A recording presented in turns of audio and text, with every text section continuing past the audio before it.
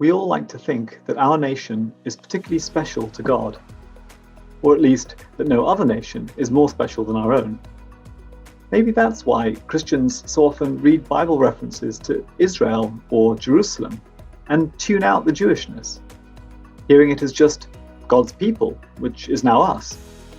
But could the Bible still be speaking promises, both for Israel and for the other nations, including Britain today?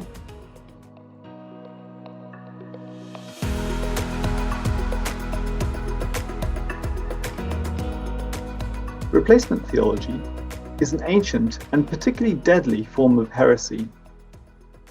Throughout Christian history, it's led the Church to carry out brutal attacks on Jews, whom God had rejected. The Church now replaced Israel as God's chosen people. Under the Nazis, many German Christians supported Hitler's anti-Jewish policies. Hitler was just doing what Martin Luther, the theologian, had recommended. Yet, most of us slip into replacement theology too, without realizing. The Bible is so Jewish that we no longer notice, assuming it refers to us instead. That's just partly true.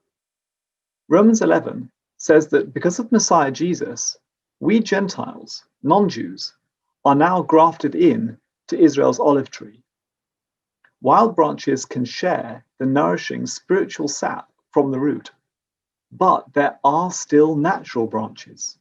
Until the end of time, Israel has irrevocable gifts and a calling to bless all other nations. Britain has a long history of resisting anti-Semitic replacement theology. Looking back, the generations who most treasured the Bible were also most loving to the Jews. Now it's our turn to get back on track. This history begins even as early as the Celtic saints, long before Jews arrived following the Norman conquest. But soon, the Crusades infected Britain with violent religious anti-Semitism. We invented the blood libel, imposed the badge of shame, and then became the first country in Europe to banish all of our Jews in 1290. In God's mercy, He brought us back to the Bible through John Wycliffe's first English translation in the 1380s. His ideas were censored, but eventually lit the fires of church reformation across Europe in the 1500s. And with Britain free again to study the Bible in our own language, we soon saw in its pages God's promises of a future spiritual restoration for the whole Jewish nation before Jesus' return.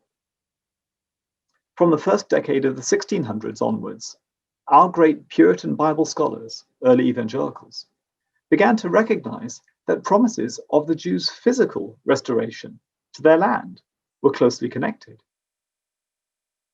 Puritan victories during the English Civil Wars gave opportunity for Oliver Cromwell to welcome Jews back into England.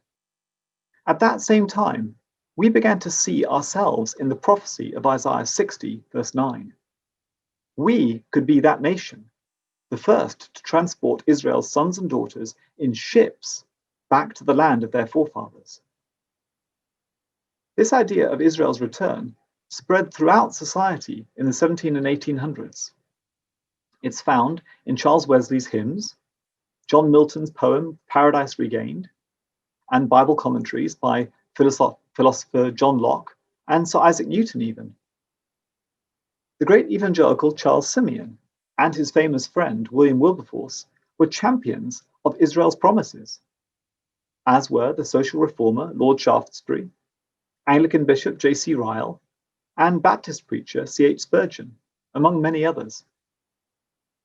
It was only natural then that after 300 years of prayers and activism, Britain took the lead in the San Remo Resolution of 1920 to restore a national homeland for the Jewish people. As prophesied, we did become the first nation to bring the Jewish people home. Where does that put us now then?